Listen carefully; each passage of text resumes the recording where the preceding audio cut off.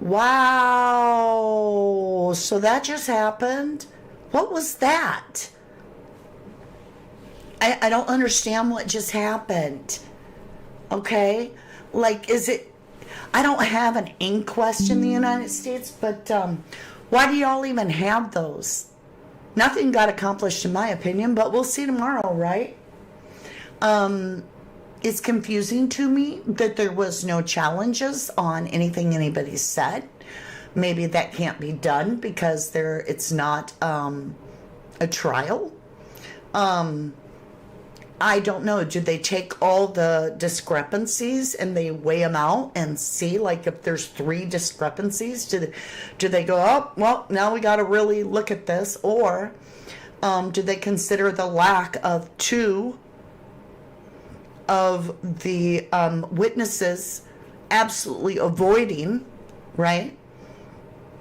Refusing. What is going on? I'm lost. I feel like, what was the point of us working for an inquest if that's all they're going to do is basically take everything at face value? They're asking a lot about the watch, right? Every single person they're talking about, do you know about a watch?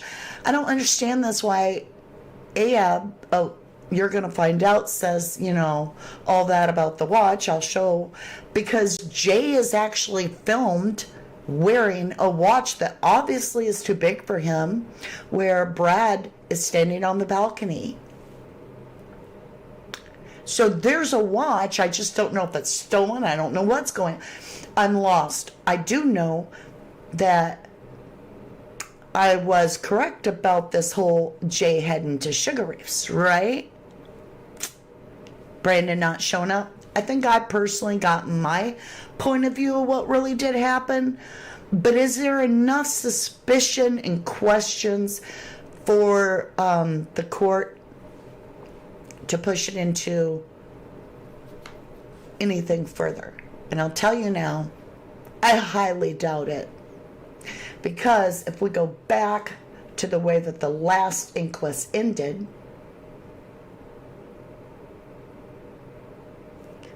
Debbie herself admits that this was an accident in her eyes. She says, and this is a quote, and this is what Debbie said in May: "I know you tried to locate them, but how can we ever get any understanding? We know he died. We know he had an accident. But from him leaving that holiday resort to going up there." So that's the biggest part, is that she herself, as the mother, back in May, closed off that entire inquest questioning with admitting, we know he had an accident. And so I don't think it's going to go justice for Jay at all, because it would take the family pushing for one. Now, I'm going to share with you the inquest stuff here. Let's get up to it. This is Debbie arriving, the mother of Jay. Extra security has been drafted. And there was some sort of a altercation. I've gotten several emails from people that were physically there, some in the room, some out of the room, outside. And there was definitely an altercation that they're telling me about. And what was weird is one person that was outside said that a YouTuber, now I have no idea who this YouTuber is, and if I did, I wouldn't tell you anyway, because it's not my business. But one YouTuber allegedly, according to the person in the email that's there, said that when Brad and Rachel arrived, that this YouTuber approached Brad and said, or asked, "Is there any truth to Lucy being threatened about showing up today. And then Brad said, it is it's totally mental. So I don't know if that's true. I wasn't there. All alleged, third party being telling me this. But I found that interesting. Brandon not showing up because allegedly, well, he's alleging that his life was threatened. Rocky, nobody knows where Rocky is, but everybody knows where Rocky is, right? Ahab had to phone it in, video link. He got reprimanded for saying, he felt bad about, well, anyway, it was some political thing we'll get into. Lucy talked. This story about her, I went to bed at 1 a.m. because I was tired. Bullshit. She now testifies completely different, and even finding Jay at 3:15 in the morning down somewhere on the strip. We're going to get into it. All right, how are we doing? We're doing pretty good. Are you guys ready to start this? Hey, Prime Candy. Hi, Nikki UK. Hi, Chaz. Yes. Oh, that's the other thing. Thank you, Chaz. So there's a barrister, or is it a barrister? I don't even know what that is. I think it's a court-appointed lawyer for all I know. Anyway, there's a barrister named Miss Lois Norris, and she is with Jay's family, or Debbie. We'll find out.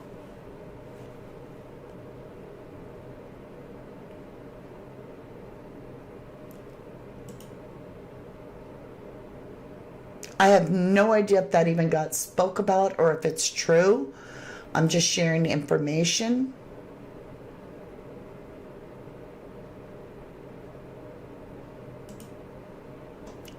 I'm not blaming anybody. I'm just reading what you guys are putting. Okay. So, I will tell you this. If the inquest closes this case and says there's nothing more to discuss, that it's just simply an accident with no foul play, no third party, nothing, that is where I leave the case.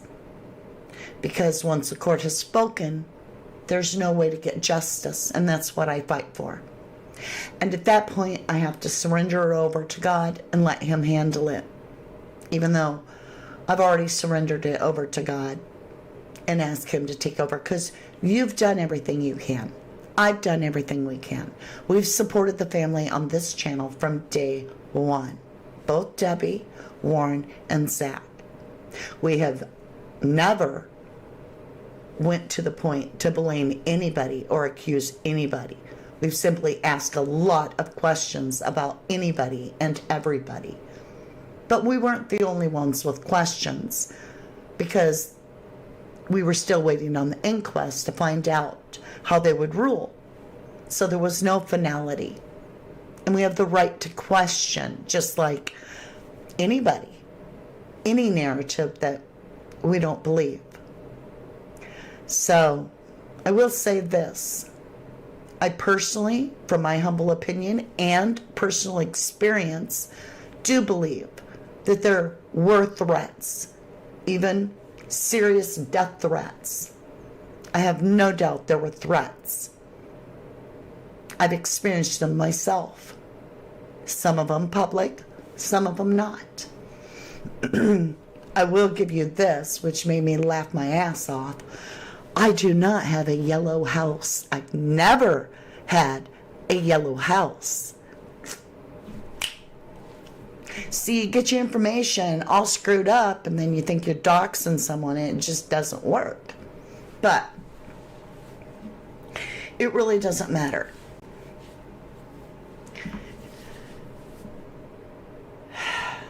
This was, in my humble opinion, a show. I pray that there's a good outcome that's just for Jay, that brings justice. But I don't see how there can be when it was It was silly. It was silly. I've seen the worst.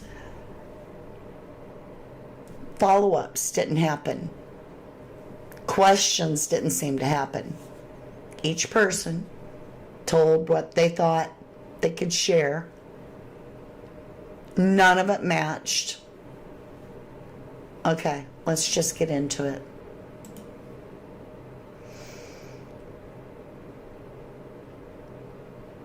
All right.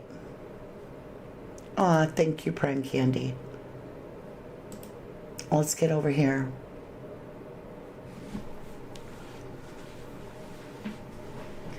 So extra security has been drafted in, as happened when the inquest into the death of Nicola Bulley. Anyone who wanted to attend has to apply, including members of the press.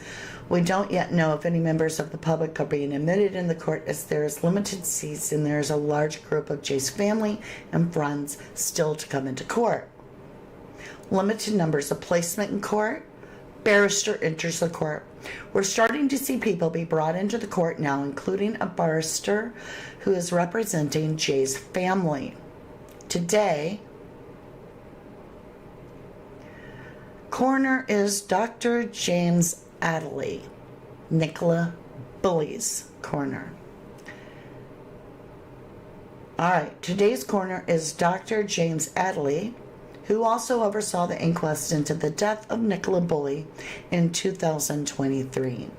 As a highly experienced coroner over 20 years, as well as qualified barrister and medical surgeon, Dr. Adderley has ruled on some of Lancashire's most high-profile inquests. I'm so sorry. I'm just so sorry for y'all. Jay's injuries were entirely consistent with a heavy fall from height. At the inquest in May, Home Office pathologist Dr. Richard Shepard said that the pattern of Jay's injuries were extremely consistent with a heavy fall from height. Although he suffered several injuries to the head, is by far the most important one is understanding why Jay died, Dr. Shepard said in May. The head injury which Jay suffered, quote, would have had immediate and devastating effect, Dr. Shepard says. The injury is so severe that I have no doubt at all that he would have been rendered immediately unconscious. At the inquest earlier this year, the pathologist provided a cause of death as head injury. A CT scan showed there was a severe fracture of the head. The Spanish authorities also concluded that the cause of Jay's death was severe traumatic brain injury. Home Office pathologist Dr.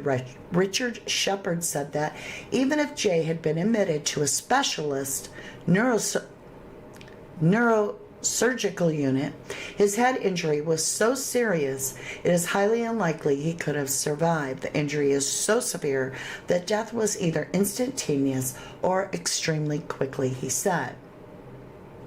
The inquest is about to resume. Everyone is now being brought into the court, including Jay's family. This indicates the inquest is about to resume. A large photo of Jay brought into the court. A large photo of Jay on canvas has been brought into the court and placed in the center of the room. Family in court. Jay's mom, Debbie, and her partner, Andy, are now also coming into court. Jay's brother and Jay's dad are also here. More arrive in court. Brad Hargreaves, or Gorhanigan, however you say his last name, has now come into court. Inquest resumes. The inquest is now getting underway. The coroner, Dr. James Adderley, says, and this is the quote, "This is the resumed inquest into the death of J. Dean Slater that occurred in Tenerife, but he has been repatriated to Lancashire in my jurisdiction, and that is why this is being held here. Witnesses cannot be located. One of the two men who rented the Airbnb, Ayub Qassim, is due to give evidence via video link from a foreign country. Now stop right there. We have heard rumors through the media that they didn't even know what country Ayub's in. So the benefit is that now I could be sitting there, if I'm a bad guy and I want to steer the narrative, I could be texting Ayub. He could be reading right off a teleprompter for every answer. And him not have to say nothing of his own, right? Or just anybody there. The other man, Stephen Rokas, has not been located. Everybody else knows where he is, but not the courts. Okay. The coroner said, quote, he is doing this of his own volition. He is abroad. I cannot compel him to give evidence.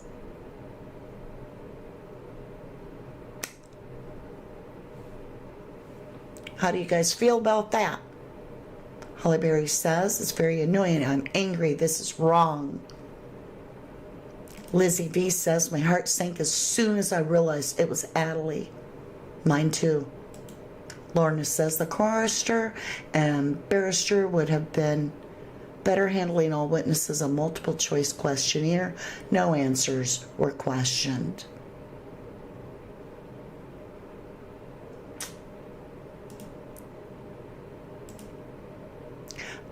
Yeah, a non-extradition country. Hey, Gizmo13, you say maybe they can answer why only today it comes out that he was actually found with missing limbs in Oregon. Surely they had to have taken photos of the scene. I haven't even heard that yet. I don't know where that came from. We'll have to look at it all. Roanna Pipe, Dr. Adley, Dr. Shepard, and Mark Williams Thomas were involved in several highly controversial inquests. Nicola Bully was just one. Feels like the case is doomed. I'm hoping, like many, for a reasonable outcome. Thank you, Roanna. Lindsay says, Mama D, don't worry about Sluggy. He has no right to judge you at all. He named me in a post too.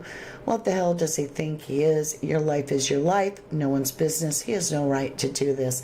The only information he volunteered about my life, I had already publicly shared with you guys. So it was kind of laughable. That just means he's fascinated and watching. Okay, why change for name? Same as Lucy. Good question. Hello, Lorna, beautiful. You're very angry too. I was actually almost didn't come on because I was so disgusted that I got sick to my stomach, like physically got ill. And I'm like, I don't know if I can do a live. It like hurts my belly and it hurts my brain. So I'm going to try to get through this the best I can. But I'm here for you.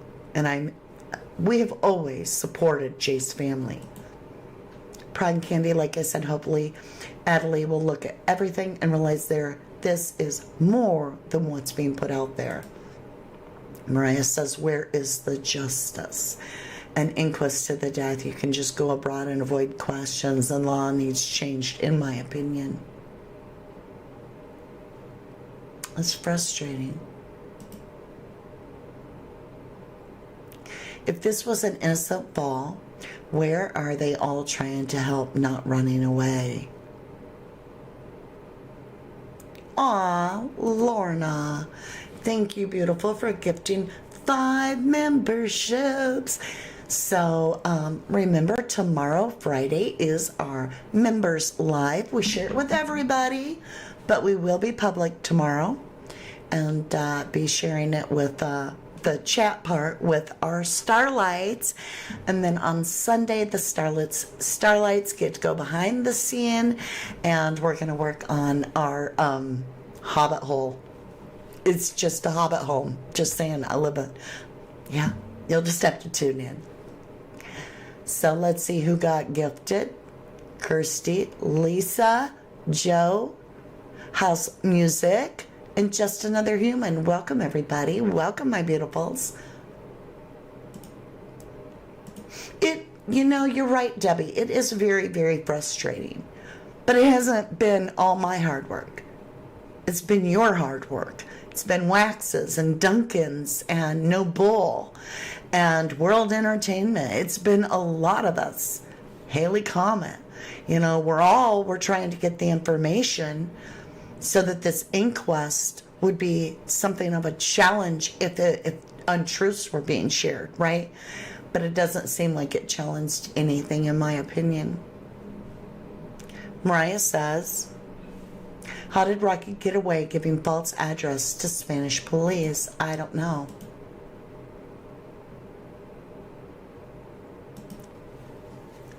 Yeah, I don't know what to say either, Julie. Aw, thank you, Lorna. I'll come back, Bonnie. Lorna says, you work so hard, Mama D. I want people to join our amazing family. I do work hard. I'm a hardworking gal. That's for the truth. That's the truth. And I have some great surprises coming in the near future where we're giving back. So join us over on Crime Story Mama, where we give back every Sunday. We raised $213 last Sunday for the National Center for Missing and Exploited Children. And there's more to come, so stay tuned. We are building up a way to get back in a phenomenal way. So there's some good surprises coming in the near future. Oh, it just jumped away from me like chat is flying. Welcome back, beautiful family. Aw, thank you, Lindsay. Thanks for sticking up for me, sweetheart. Sophie Garrison, I think the family needs justice right now. They need to know they can't hide much longer. I'm not sure what that means. Whatever keeps hiding out. Yeah, we want justice for the family and for Jay.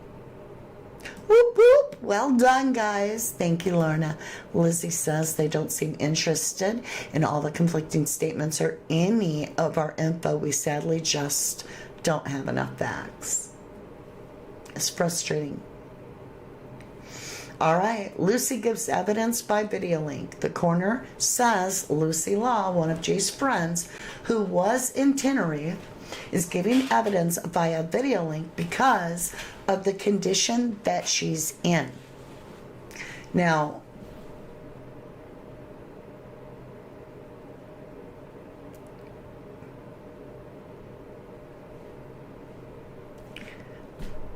the person in the parking lot alleged that they did hear Brad get asked if Lucy was threatened. And he said, if it was true, and he said it is F, the word, the bad word F, and that it's totally mad, insane, mental. He used the word totally mental. So it makes me question what kind of condition Lucy was in. Was someone there making sure she answered the questions exactly the way they wanted her to? So, he also issues a warning about what can be discussed in court. He says, quote, this death has received considerable media conjecture and speculation. This court deals only in facts.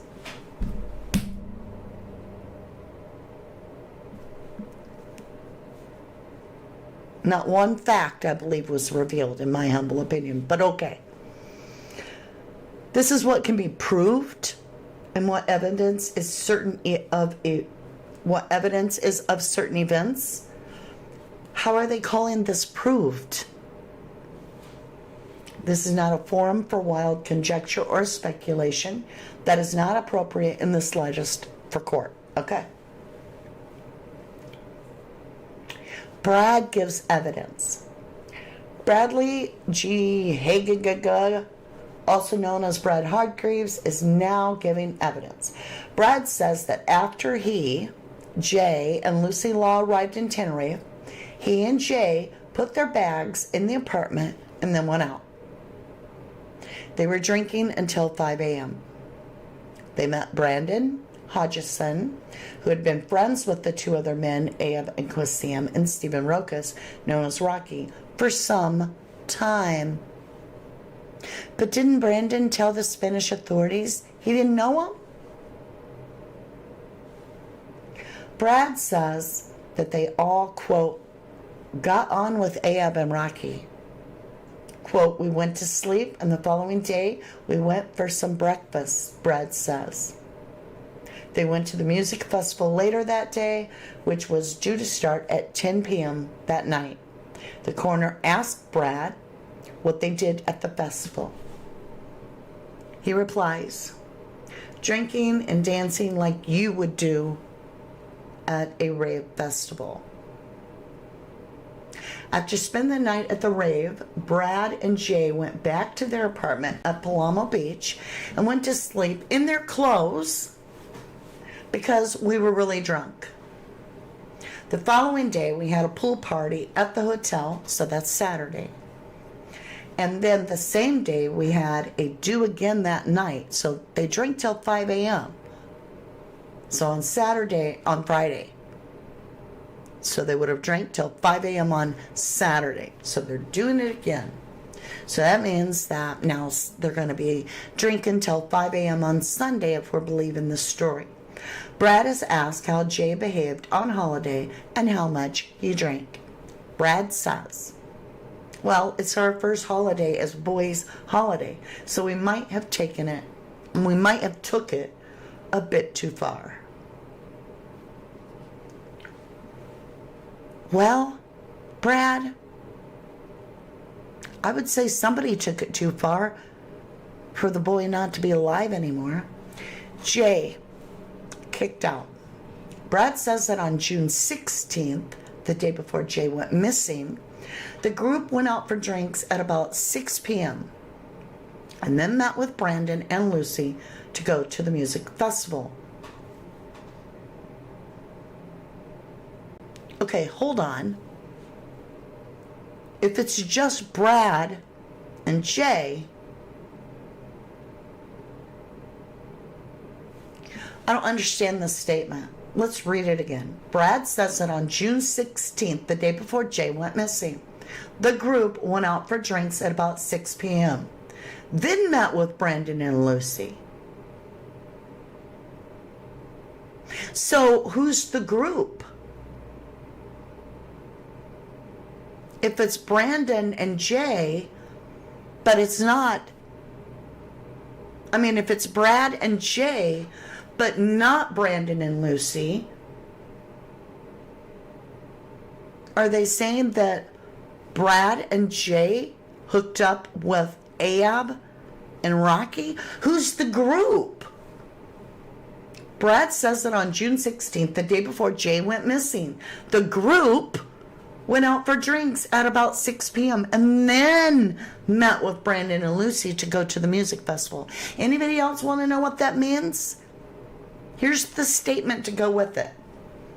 We were together all evening until we got to the festival. Then we split up because it was so busy. Then Brandon says, Jay has been kicked out. I have gone out to try and get him back in, but they wouldn't let him back in.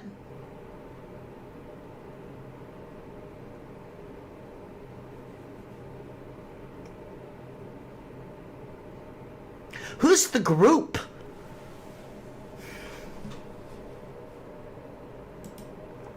Hey, Noble Beautiful. Hello and thank you. Hats off to you, beautiful, for all the hard work you've done. Hey, Buckshot George. Hello, lovely. Reading comment that Brandon's brother owns a bar in Ian's and one on the Strip. I believe it. Right, this is just Alice used to spy on Duncan's page and comment. I don't even want to hear that. Hey, Bella. How can he conclude tomorrow when one of the main witnesses is still a WOL, namely Brandon? I would also say Rocky. Seeking says, I thought the biggest shock was Ayub said for a whole year Jay had a cab, but today he said he ate a chicken burger. I think Ayub added that in case of real stomach contents now via Brad. And I read through one of these media things that the water bill was in Rocky's name at the Airbnb. I don't know what that means. That's what I read. I don't know if it's true. Nikki says, allegedly, Brandon's got to be the dealer. Love you, Noble. Colin Waterman, if Jay got kicked out for being too drunk out of it, then how can he then be fine outside? If anything, when the fresh air hits you, that's when you feel worse for wear. Sean says, it's all gone to paint Jay as a blithering idiot from your opinion. The whole thing, Jay is just laughing it up and smiling and thinking everything's a joke from the beginning to the very minute that he drops off the cliff. Ha! Look where we are. What? This is so bizarre. Hey, Jody Sinclair, long time no see. Brad said Jay was walking downwards and on a road. What happened to Jay saying he was going down and went off road, and he knew that as he saw his feet and heard, stones. Oh, Chaz, the water bill was Rocky's at his house in the UK. Thank you for clearing that up. That's why I was like, what? Sophie Garrison, I think Lucy is the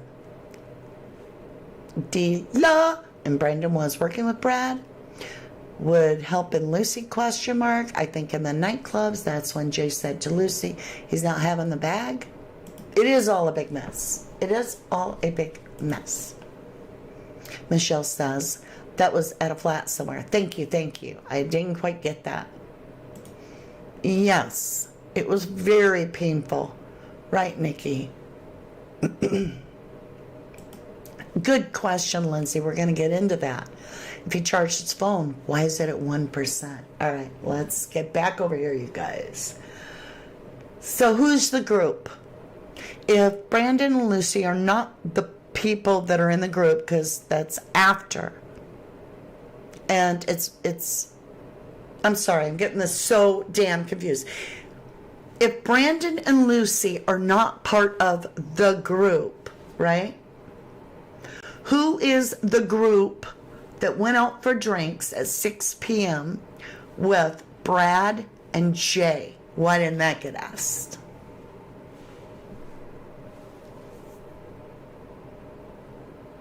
Jay couldn't stand up. Inside the club, Jay was so drunk he couldn't stand up. We saw that. But when the group met up outside, he was in a better state, Brad says. He added, he wasn't as bad as he was. Okay, he says, he wasn't as bad as when we were inside. Inside, everyone is clamped together and you get out.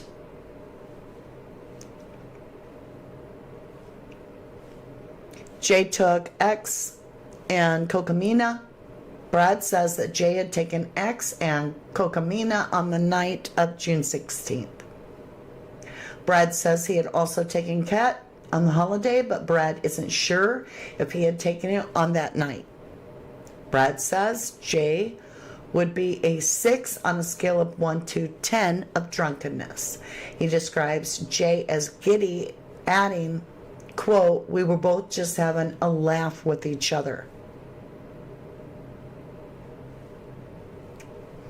Group went to another club. This is what I said. And it even tells you that they went to Sugar Reefs. That's why I got so threatened, right? Because I was nailing it. I said it. I was like, he come out of Papagayos. Who's to say he didn't wander on down that strip, right? If he got kicked out of the club. And who's to say he couldn't have just wandered into Sugar Reefs where allegedly, hypothetically, everything we've heard on the rumor mill street, Brandon's brother and family have a connection to, right? Where Jay's card wasn't working earlier in the night? Maybe. Group went to another club. Brad says that Lucy came out of the club at 3:25 a.m. It was just after 1 and I was tired. I went home alone because I was tired. Brad says that Lucy came out of the club at 3:25 a.m. and that the group went to the club called Sugar Reef. Boom! Can't make this up.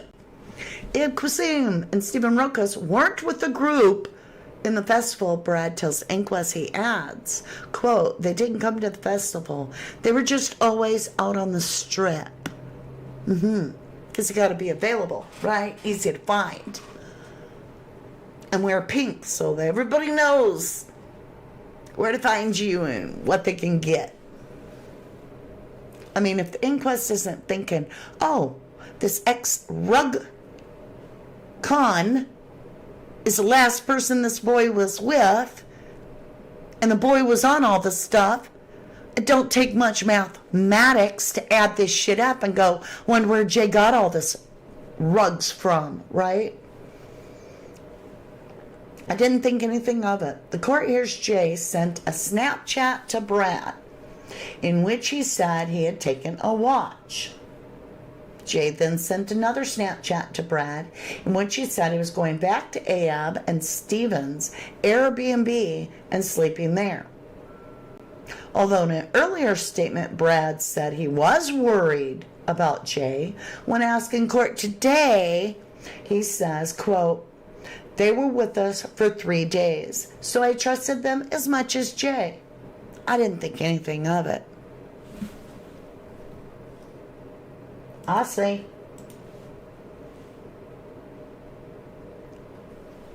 Jay walking down a road. Jay then called Brad on Snapchat again as he was, quote, walking down the road.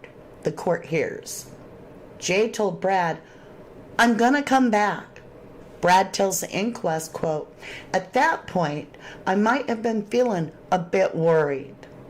He said, I'm gonna come back down. And he was asking if we had any drinks left at the apartment.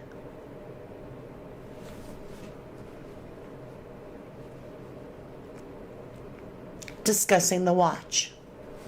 The coroner now discusses the watch with Brad. It has been widely reported that Jay had admitted stealing a Rolex watch, but Brad says he didn't think anything of it. He tells the court, I didn't think anything of it because there are a lot of people selling fake stuff on the strip, loads of watches. He don't think much of nothing. I don't think he thinks much of Jay. But that's just my opinion. Noble asked, does anyone else think the blue bucket hat guy looked like Luggy? Oh, wow. Andrea says, but Nairo said Lucy went back out to get orange juice when he slipped up. Dark Angel holds only 99 likes, but 307 watching. Please give Mama a like, guys, for all her hard work. Yeah, please. I mean, if you don't like it, why are you here? Hey, Sean MWH. Why isn't Lucy asked where she slept after she didn't say to the Spanish she was at Masca? As didn't she say to the Spanish she was at Masca? Good points. Yeah, I agree. Everything is very frustrating. Julie says, didn't Ab say that he was waiting outside for the girl who... Yes. I mean, you're not remembering it wrong. Miss A, I think Stephen denied to the court that he ever knew Jay because it was... If he was to be questioned, he wouldn't know what to say and would probably say something wrong that would put his foot in it. Could be. Hi, Andrea Lovely. Sophie, hello, lovely. Why would Lucy ask Jay to look after the bag that night? Jay said no, he would not have the bag. That's when it all kicked off. Remember, it's all your opinion, right? Okay, hold on. I'm trying. There's so much here, y'all. Seeking Justice says anyone placing bets on Lucy got herself up in the duff in case she needs the court to be lenient. Rocky, I don't even know. I don't even know what that means. Right, Holly Berry. Stories keep changing. All shite. Miss A says, I think Stephen wasn't there. He was just used for the cover-up and nothing else, in my opinion. I agree with you on that. That would be my opinion. Aw, thank you, Nikki. Thank you. Seeking, but didn't Ayub have to pay for Jay's kebab that turned into a chicken burger because Jay had no money? Yep. Yep. Hey, Audrey. Good to see you. Yeah, you guys, chat's flying, so if I don't get you, I'm so sorry. Right, a lot of people are looky-loos. Brad did speak up and say Brandon needs questioning. He knows about the watch. Let's get back into it. So, discussing the watch. The coroner now discusses the watch with Brad. It's been widely reported that Jay had admitted stealing a Rolex watch, but Brad says he didn't think anything of it. I didn't think anything of it because there are a lot of people selling fake stuff on the strip, loads of watches. Get a taxi back. In the video, in what video? Do we have a video in court and they don't show it to us? Or in the inquest? I don't know. In the video, Brad says Jay was wearing shorts and a t-shirt. Brad says he told Jay to check maps on his phone to see how far away from Paloma Beach apartment. He says Jay told him it was a 14-hour walk. Brad said, I said, wow, why are you so far away? Get a taxi back. He then said, I'll ring you back. And that was the last time I spoke to Jay. So Brad also is going to go on to say he knew Jay didn't have money, right? I think that's going to be in here. So how would he get a taxi back? Because they're pay up front or they won't give you a ride. I don't get that. Questions about knives. Brad is now being asked about speculation that Jay had hidden 2 knives down his shorts. Brad says he knew nothing about this. The coroner asked, you have known Jay a long time. Would him arming himself with 2 kitchen knives down his trousers be usual? Or unusual? Sorry, let me rephrase that. I read it wrong. The coroner asked, you have known Jay a long time. Would him arming himself with 2 kitchen knives down his trousers be unusual? Yes, Brad says. Brad says that nothing made him believe that Jay was distressed, feeling scared, worried, or frightened. So, stop right there. You have a friend that never would arm themselves or even think about it really. It just would be really unusual if they got 2 knives and put them in their pants in case something kicked off. That would be really unusual. But then you're asked and you're going to be like, nah, they didn't seem distressed. I didn't think they felt scared or worried or frightened. Nah. So then why the hell would they be putting knives in their pants in case something kicks off?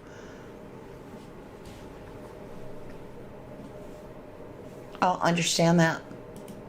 Chrissy D. Rocky had to attend a police station, so they dropped the inquest letter off at the police station so Rocky could receive it when he turned up at the station. I heard he hasn't come there yet. I could be wrong.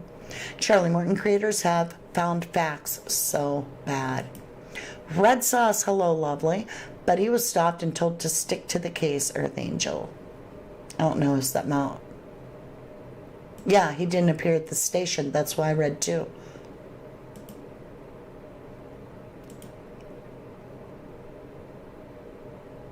Right. Oops.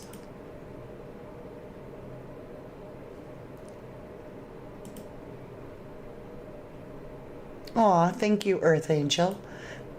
Amy Max says, why the duck? Does none of Jay's family speak up and want questions asked? Warren, Debbie, and Zach, come on. Thank you for your opinion, Amy.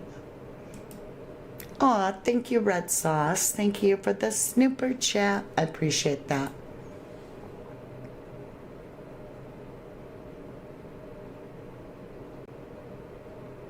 I've never heard that before. I do too, Earth Angel. I do too. Thank you, Positive Vibe. Thank you. I would too. Yep, stuck to a script that didn't even make sense.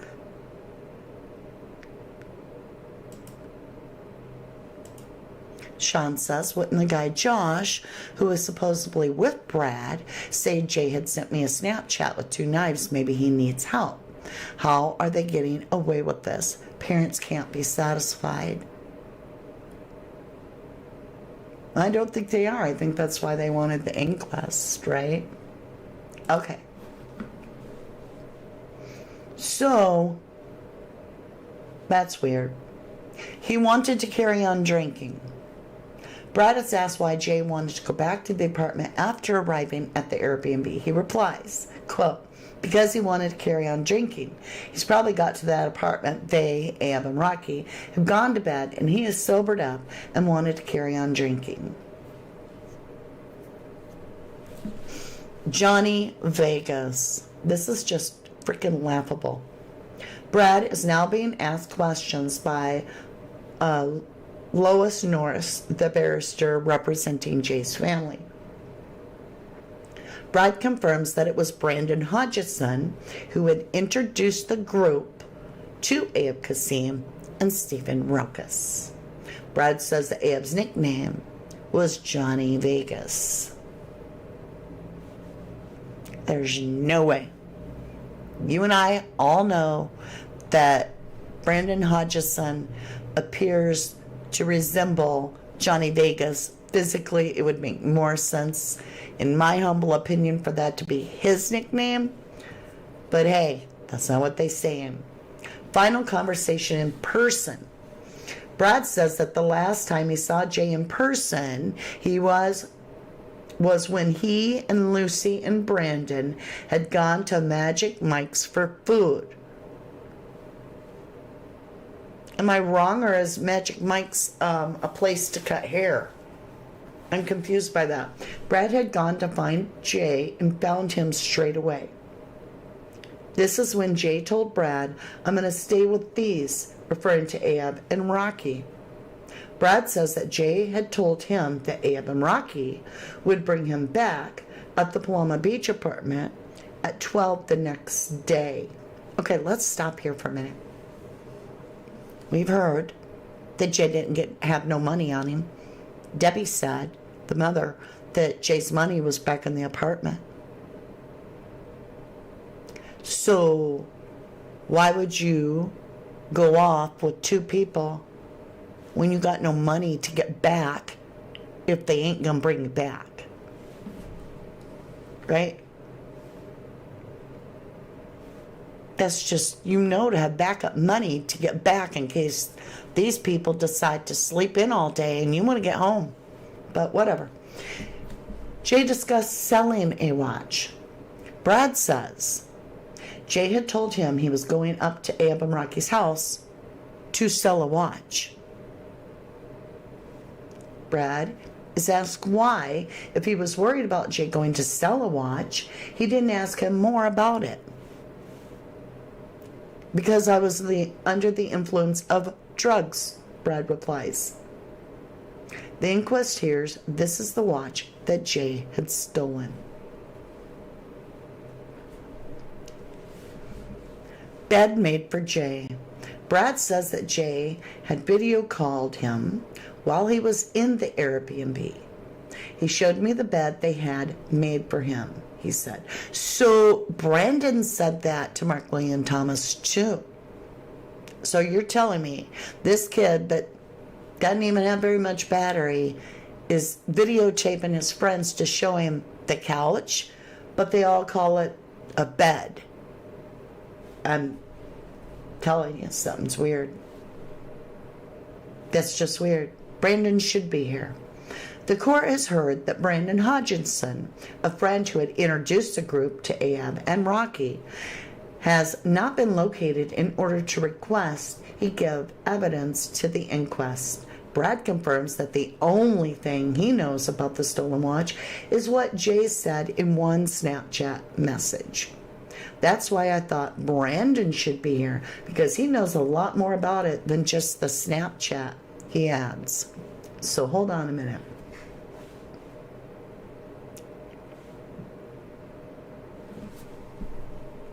My head's gonna bust open, y'all. You see, Miss A, there are meant to be 2 more witnesses tomorrow, then the medical, and then the conclusion. Thank you, lovely. Hey, Sharon Greenhorn, when Qassim said Haji asked to go to the NRG, but not paying 80 pounds, I think that's when Haji says, I'll get my boy Quack Quack on the beach. Oh. Hey, Fozzie dear, good to see you, lovely. Hey, Pinky Pup, haven't seen you in a while. Positive vibes, hello, love. Before it even started, Adley had already made his mind up about this, in your opinion. Thank you for sharing. To be honest, you had a job interview. Well, good deal. Last app I told you about, didn't get it, which is fine, as I don't think it was for me. Well, I hope that this new one is for you, lovely. Aw, thank you for being a starlight. Positive vibes. Thank you for all the time you stay with us and support the channel. Charlie Morton says Jay never stole a watch. This is evidence that the picture in the car of him showing off the watch is not proof of life. It was fabricated. Thank you for sharing, Charlie. Red Sauce says, from the start, I said Brandon was the one they needed to get, especially after seeing how fast they got him off the island. Then we find out his bro owns a well-known bar over there. Positive vibes. I'm just going to tell you, I think this is, they made him a bed, like final resting place, but that's my opinion. In Arona? That's interesting, because that's where, I could be wrong, so I'll just wait on that. Conspiracy Mom, it all points towards Brandon, in my opinion. He went missing and now hasn't turned up. Dodgy Haji. Thank you for your opinion. Buckshot George wasn't Chris Tenerius asking for Johnny Vegas in the first few days after Jay was found or missing, and kept asking and demanding for Johnny Vegas. Brandon, I've definitely heard this from somewhere. Interesting. Hey, Cornish True Crime. Hi, Holly Berry. They will have to live with their guilt for the rest of their lives. They don't feel guilt, in my opinion. People that commit those kind of crimes don't feel guilt, in my opinion.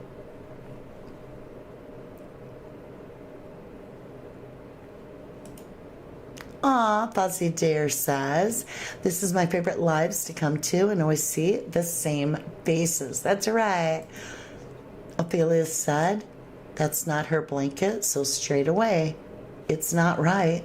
Yes, Sean, you are so right. Pinky Pup says, Buckshot, it was John Anatond on the live Chris one. Oh, not sure, lovely. People suspect that Chris might be a witness tomorrow along with Sluggy. I'll throw up. Prime Candy, OMG, all of these are blood good questions. Why are we the ones asking them? Prime, you get the go. Why are we the only ones asking them when the inquest is going on? This is just wild. All right, let's get back into it. Are you ready? Let's do this. I'm going to get a drink and wet my whistle. All right.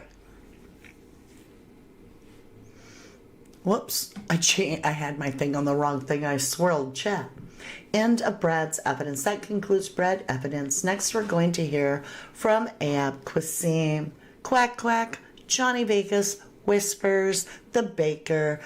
He got a lot of nicknames, right? Ayub Qassim warned by Coroner. Mr. Qassim begins by attempting to talk about the kids dying in Palestine. He said, "First and foremost, I want to send my condolences to Jay's family. I want people to also think about the kids that are dying." At this point, he was interrupted and told by the coroner, "You are not here to make a political statement." Ayub met Jay on June 14th. Ayub explains that he arrived in Tenerife about 4 days before the start of the music festival. He says he met Jay and his friends a couple of days before, the first night of the music festival on Friday, June 14th. Group watched football. Ayub is now talking about the events of Sunday, June 16th. He says that the group watched the England football match, again, Serbia in the Euros, at Sugar Reefs. This included Brandon, Lucy, and Jay, and Rocky, and me, Ayub says. Let's repeat that. Brandon, Lucy, Jay, Rocky, and me. So hold the phone. Where's Brad? Where's Brad? Anybody else wondering where Brad is? Where's Rocky? Rocky's there. So the only one missing is Brad? It's a shame the public can't turn up with all the notes that they made on the case, because it seems as though the barrister seemed to have forgotten what the witnesses have said and done that was dodgy. If he is Johnny Vegas, I'm going to tell the inquest that I am Royston Cropper and see if they believe that too, said Sarah Jane Smith. Thank you, lovely. Sean says Brad's black eye on the missing for 10 days was odd too. This is wild. So where's Brad? Kath Neary says, where was Ayub staying before the Airbnb and who with? Marilyn Dixon, good to see you. Brandon was the one in passenger seat in the car video on Jay's phone that night. It looks like him from the back of the head, in my opinion. And it's been said by Wax, don't mean Jay was taking the video, someone else. You could be right. Charlie Morton, the phone was originally found on the beach, then on the road, and now it was said it was in Jay's bag. So what was on the phone, was it erased? I know, Charlie, I can't keep up with Jay's phone. It can appear in so many places. It's just crazy. Hey, Ash. Ash says, Ayub lied today, said he was Johnny Vegas to protect Brandon. Just like he said he would get Brandon to talk on his channel if people paid. Rug friends, in my opinion. Thank you for sharing, lovely. Doubt Ayub even stepped foot in the Airbnb, to be fair. I agree. My heart honestly is breaking for Jay. I feel you, positive. Mariah says, strange that Brad, Brandon, and Lucy did not name Ayub and Rocky. It took 10 days for Ayub to be named, and Rocky 9 months. And Vicky says, hi, Mama D, and everyone's so frustrated to think they might all get away with this. I hope having the barrister helps. I hope Jay gets justice he deserves. We do too, we hope. Pinky Pup says, Rachel sat by Debbie's side on TV saying she needed to know who Jay was with. Her son said today he knew the men. Yep. That's crazy. All right, so let's get over here. Jay on the buzz. At around 2 a.m., Ayub left a bar called the AU Base. Ayub says that Jay arrived outside Sugar Reef and was inhaling nitrous oxide gas from a balloon. At around 4 a.m., as Sugar Reef was closing, the group went to the Tramps Club. Ayub says they stayed there until 5 a.m., pushing 6 a.m. maybe. Then they went to Magic Mike's. It's right next door to Tramps, Ayub says. Jay was on the buzz, Ayub says, when asked what his behavior was like. Head bopping, chilled, happy. He was coherent. Ayub says he took Jay for a chicken burger. We all got food. Man, Jay is sure eating a lot to be on all these drugs, right? How is this kid eating before they go out, during the time they're out, right after they go out, early in the morning getting breakfast, and then he needs to leave to go find food? I don't get this. I just don't.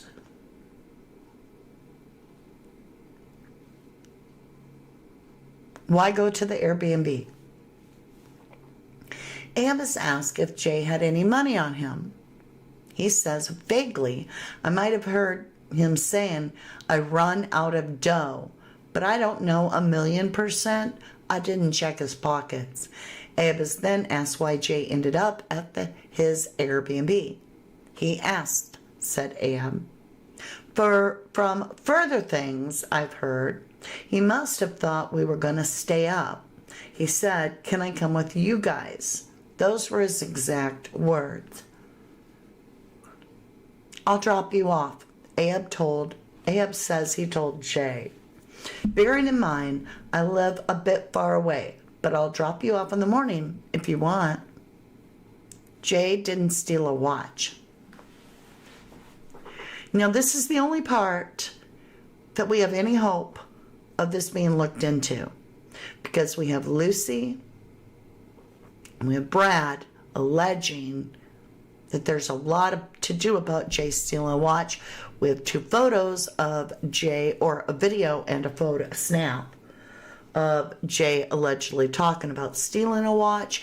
And there's a video of Jay wearing a watch too big for him, with Brad in the background opening the thing to smoke, whatever. So obviously a watch is a big deal in this case that they're talking about it. However, Ayub's the only one here today that is guaranteeing that there was nothing about a watch being stolen. Let's just get that clear. No watch was stolen. And I've always said that's because that's the last thing they want looked at. Jay didn't steal a watch. I'm not saying Jay stole a watch. Somebody may have stole a watch, like Ayub or Rocky or Brandon, right? That's my theory. But we're not talking theories today, so let's get into this. Ayub is now talking about the watch. He says that there was a Romanian looky guy who was selling fake watches. The man tried to sell a watch to Ayub, and he said, nah, I don't want that, it's fake. He then tried to sell it to Jay, the court hears. It was very clear on the next point. One thing I can say is that Jay didn't steal no watch. And I believe that. I don't think Jay stole the watch. Ayub on video called from abroad. Ayub Qassim is currently given evidence via video link from a foreign country. We have not been told exactly where he is. Ayub, who speaks with a southern accent, is wearing a white Ralph Lauren shirt. Why do we care what he's wearing? Is it to say that it's not pink for once?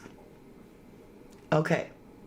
Stopped for drinks. Ayub says that he, Jay, Rocky, then drove back to his Airbnb in Masca. They stopped on the way there while driving up the mountain road and got a couple of drinks from a shop. Jay bought a Coca-Cola. It must be a vending machine, huh? How did Jay buy a Coca-Cola if he ain't got no money? Hi, Irene. Hi, Mama D. You've been amazing all the way through this whole case. In my opinion, I really think there's all going to get away with Jay's red rum. I still think it all started from home and was a revenge case.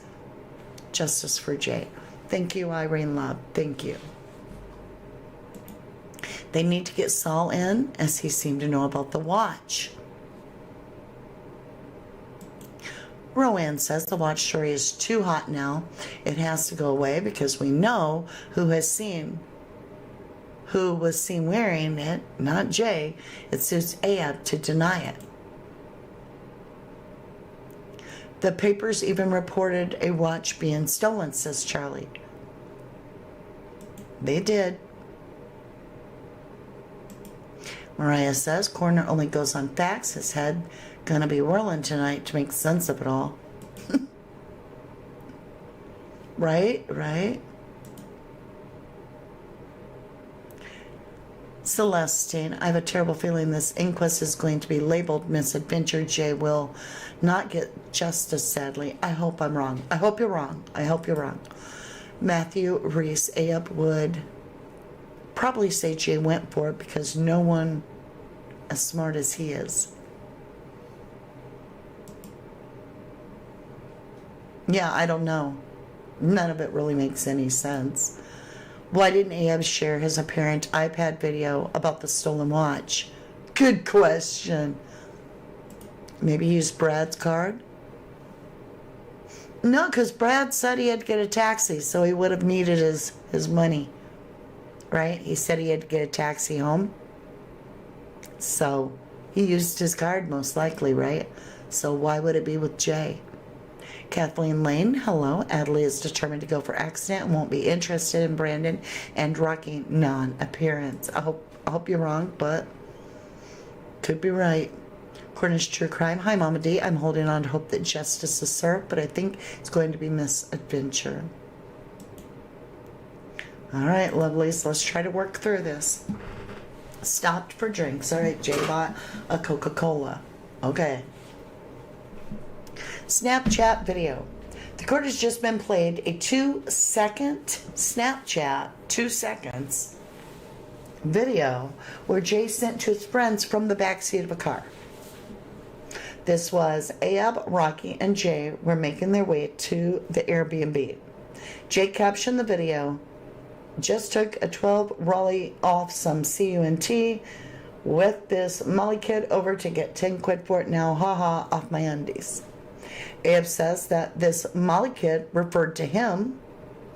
Ayub confirms he is of Somalian heritage. He says again, one thing I'm sure about is Jay didn't steal a watch. Quizzed on Snapchat. Ayub is asked why Jay would be saying he had stolen a watch if he hadn't. Ayub says it could have been bravado. He adds, when you're younger, you might exaggerate things, but 100% I didn't see a watch get taken. Maybe he was just bigging himself up to his pals. Another Snapchat post. The inquest hears that in another Snapchat post, Jay writes the caption, yes, cuz ended up getting thrown out of there. Me with 2 Molly kids. Just took an AP off some CUNT on the way to sell it for 10 quid. In an earlier message, Jade claimed the watch had been a Rolex. AP refers to a Audemars Piguet, an expensive make of watch. What are you guys thinking? I can't talk, so if you're having typos, it's fair. So why were the 2 Snapchat photos with a watch set from Jay's phone with corrections? And as Wax Unfiltered said, one's got typos, one doesn't. Why is that? Doesn't make sense. Fozzie believes he's a dirty liar. Cornish True Crime says, a big, sad, and angry right now. I feel you, love. I feel you.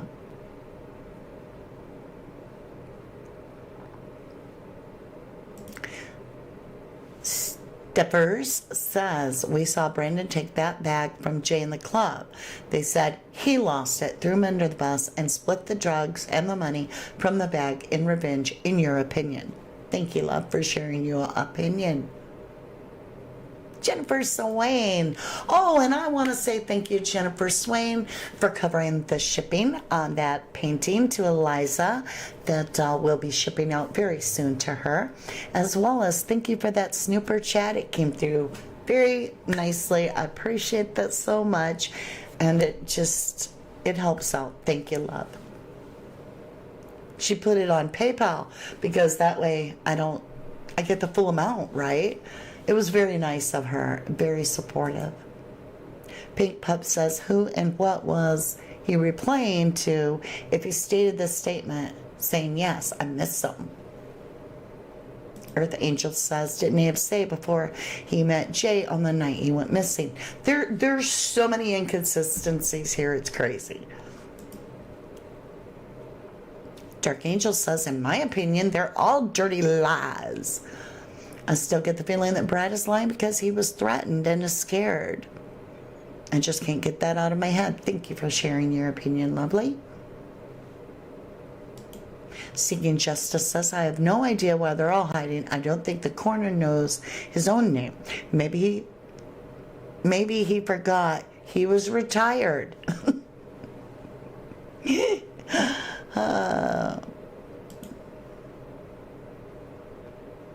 Yeah, it's a big mess, isn't it? Can't keep up with all the stories. You're right, Positive. All right.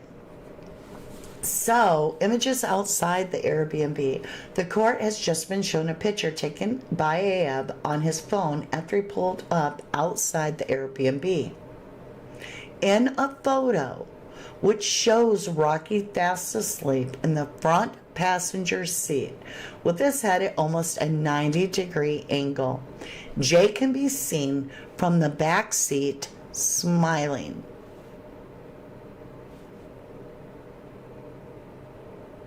Where's that picture? Ayub also took a short video clip of Rocky asleep in the car. Both Ayub and Jay can be heard laughing in the background. Final conversation. Let me get a drink. Abe is now describing the last time he saw Jay. He tells the inquest. He asked for a charger. I said, go and get it in Rocky's room.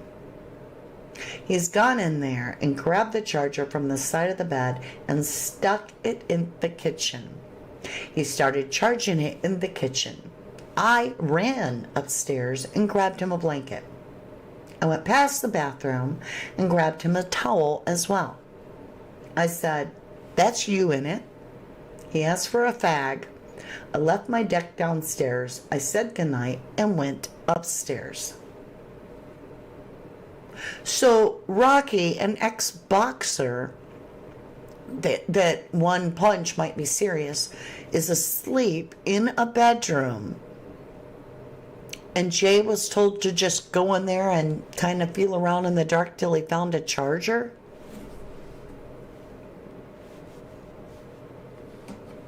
I can't. Dark Angel says, oh, definitely, I think Brand is definitely the link between them all, and he knows exactly what happened, in my opinion. Thank you, Dark Angel. Irene says, I thought Snapchat photos disappeared after you took them. I'm confused. I don't know, I've got some. So, I deleted my Snapchat and came back and re-uploaded it, and it was all still there. I don't know how that works for some people. It seems like it's, conveniently, you know what I'm saying.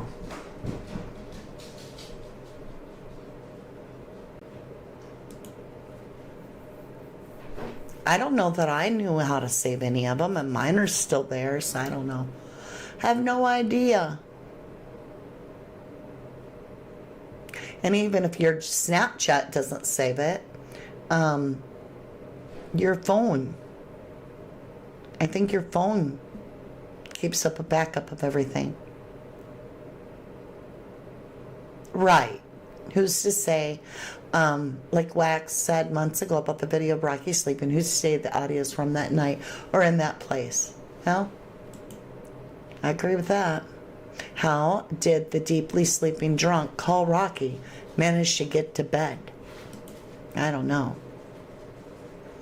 Nikki UK might have a nice pension now. Either that or he needs to see a doctor. Say that again, Mama D. Jay smiling your face when you read it aloud.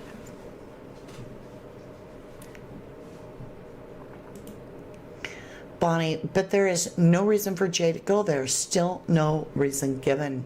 Very good point. Charlie Morton says if Jay charges his phone, why in the morning was his phone dead? Charlie, you get the goat. That's the question. Hey, Lou. Good to see you, lovely.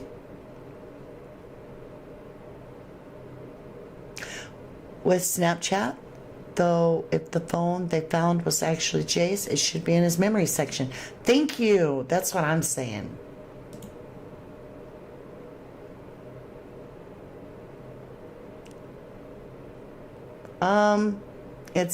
They're saying that Ayub's the one that's doing that. He's not on the camera. He's just being recorded his voice. I think. Yeah, they just gave their statements so that they could close it, I guess. I don't know. In my opinion, fumbling around in the dark, feeling for a charger while a boxer is fast asleep in that room could get the kind of smack across the head that could cause injuries. Oh, Lord. I thought in the beginning he said Rocky slept in the car. Outside, bro. Outside, bro. Right? No, carry on drinking a Pepsi. I thought it was a Coca-Cola now. Y'all are confusing me now. Okay, let's get back into this. All right. They go for a lunch break. They come back. Here's Brad. Boy, Brad has lost a lot of weight, in my opinion. He looks very thin. Afternoon proceedings. The inquest is due to resume shortly. We're expecting to hear the remainder of Ayub Qassim's evidence this afternoon, plus evidence from Lucy Law by video link, and Lancashire Constable Digital Analysis Nick Spencer. Ayub is talking about what happened when he went to bed. He said he didn't go to sleep as soon as your head hits the pillow, but eventually fell asleep. He woke up to a buzzing sound coming from the door. Ayub explained that as he had parked his car in front of a small van blocking it in, he thought this was who would be at the door. I had only an hour of sleep. I went downstairs and I saw Jay standing there, Ayub says. Ayub says he went to answer the door and a woman with two men, one of whom was holding a wheelbarrow, directed him to where he could park his car without blocking them in. I walked over and apologized, he says. She says. Jay was talking to the woman.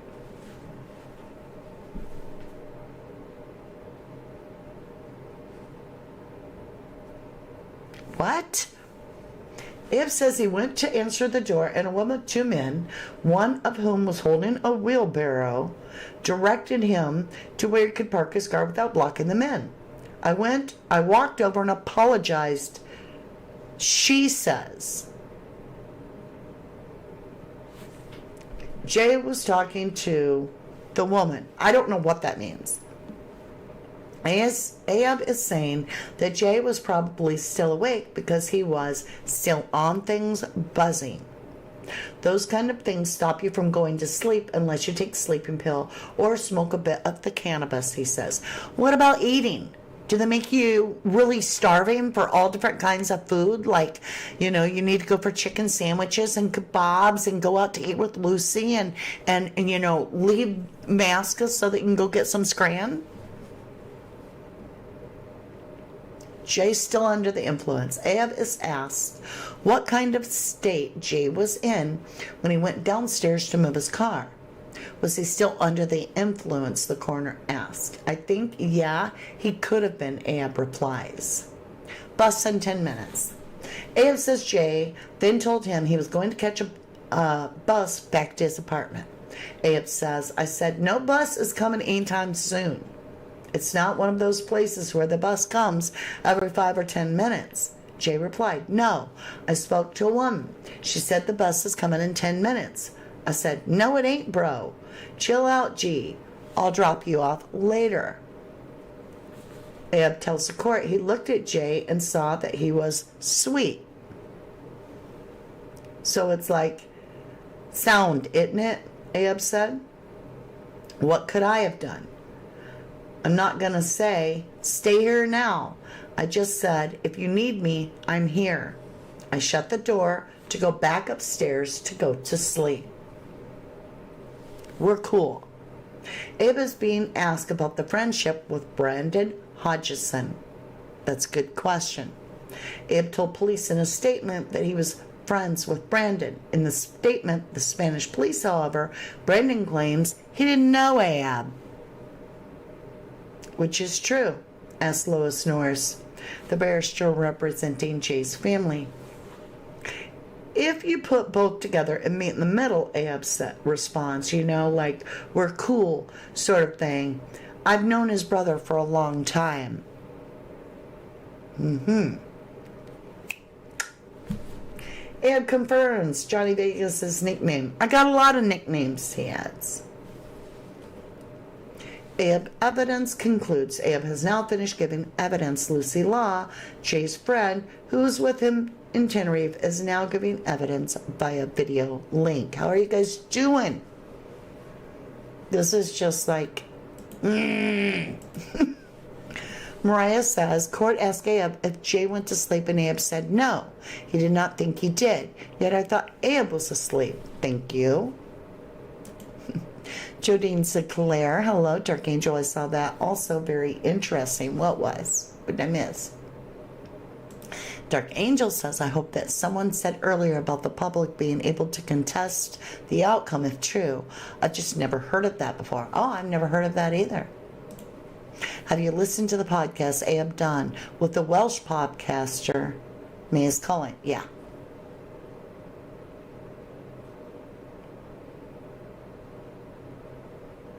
Yeah, a long time ago. We've all seen it. Bonnie, Ayub supplied all the buzz ingredients, no doubt, manslaughter case if Ruggs contributed to his death, in your opinion. Thank you, Bonnie, for sharing your opinion. I'm with you. Plenty of interviews since Prince Andrews, in your opinion. Hello, Teresa. Sorry you're late. About to say hi. Sorry, phone ring. Well, we're glad you're here. Hey, Lou. You eyed you on Cocamina, yo, don't get hungry, but you smoke green, you get hungry. Well, obviously. Right? And he was on Cocamina and Cat. I doubt you're going to be like, yum, I'm so hungry. I can't wait to eat again. When do we eat next? Oh, we're having a kebab later? Can I have a chicken hamburger? And then after that, I'm going to leave your place so I can go get more food. Because I'm all about food. And I eat with Lucy, too. But, man, this Cat and Cocamina are just making me ravenous. No. Hey, Michelle Brown. Elle just posted that photo in car was an iPhone live pic that Jay took of our sleeping. Oh. Lucy spoke via audio call, so not even on video? Oh my gosh. Hey, Huzu, why isn't where all these rugs came from asked? If they are implying Jay was heavily influenced, isn't that the cause of the death? Excellent question. Excellent question. Wow. Something to do with Brandon's bro, who called Ayub in. See? Yeah. Maya Media Mogul, welcome back. Ayub also sat behind the green door to Jay last time, now says, I'm here. I missed something? Positive Vibes subs. I will get all live notifications from going forward now, so I won't miss the lives unless I'm sleeping. Thank you, lovely. Earth Angel says Rocky was displaying the watch on his live. Yeah. Yep. All right, let's continue. We're digging into Lucy Law. Begins her evidence. Lucy explains she has known Jay for about 6 or 7 years. Since the start of secondary school, Jay was the year above Lucy in school. Lucy disputes evidence from Brad. Lucy is now disputing the evidence from Brad. Brad said earlier that the group had landed in Tenerife around 2 a.m., then dropped their bags off at the apartment before going to find a bar on the Strip. Is that your recollection? The coroner asked Lucy. No, she says. My apartment wasn't ready until check-in time at 2 p.m. the following day. We got a taxi to Jay and Brad's apartment, and I left my stuff there, Lucy adds. Then we all went to Brandon's apartment and stayed there. I have no recollection of going to the Strip. I definitely didn't go to the Strip that day. So they can't even get the first day together. He wasn't mingled. Lucy's now being asked about the events of Sunday, June 16th, the night before Jay disappeared on the morning of Monday, June 17th. She and Brandon had gone to a bar called Veronica's to watch the England match. Jay and Brad joined them for around 20 minutes and then left. Okay.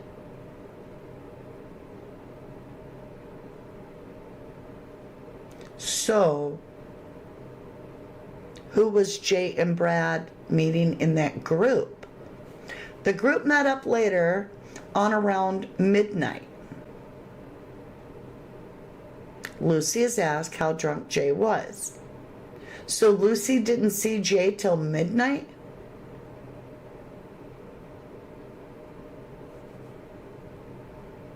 I'm lost. On Sunday, she and Brandon had gone to a bar called Veronica's to watch England match. Jay and Brad joined them for around 20 minutes and then left. The group met up again at around midnight. Lucy is asked how drunk Jay was. He was visibly intoxicated, but I wouldn't say he was in a state or anything. He wasn't mangled.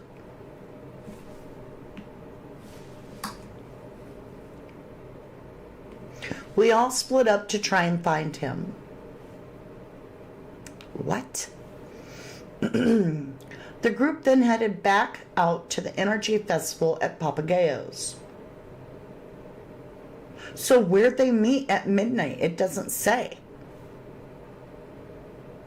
It just says they headed back out to Papagayo's. So where are they meeting at midnight?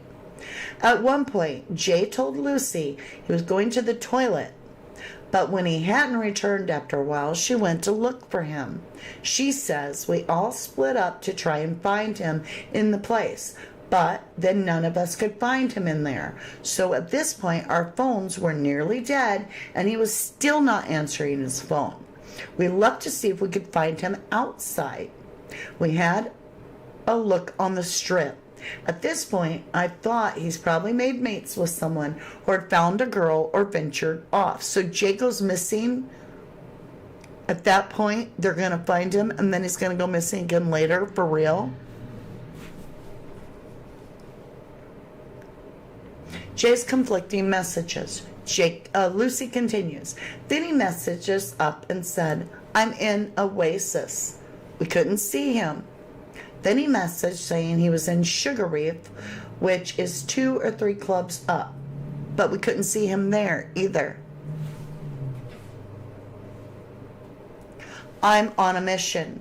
At 2:48 a.m., Lucy messaged Jay saying, I'll come and get you. Now, is that a promise or a threat? I'm asking. A minute later, Jay sends a message back saying, doesn't matter. I'm on a mission. Okay.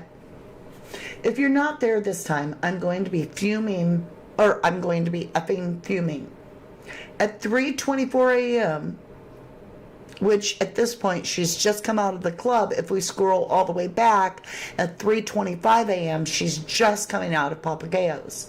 So at 3:24, Lucy sent Jay a voice note in which she said, where are you and what are you doing? I'm coming to get you. If you're not there this time, I'm going to be effing fuming.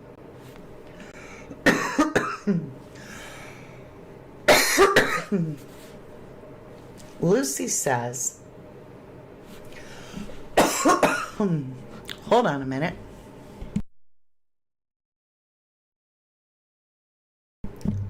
All this reading's making my throat dry. Lucy says that this was because Jay kept saying he was at various bars, but then was nowhere to be found when they went to look for him.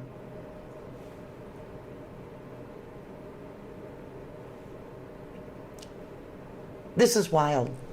I don't even know where to go with this. Lucy looked here, Lucy looked there, Lucy looked everywhere and couldn't find him, but all of a sudden popped in the chicken burger shop. Wow, what a little... Bonnie says, why was she so worried about him then and not worried about him finding him on the mountain? That's a good question. Lucy is asked why she was so worried about Jay. She says, I've been on Tenerife a few times, and I wouldn't want any of my mates wandering on their own. Boy, girl, anybody.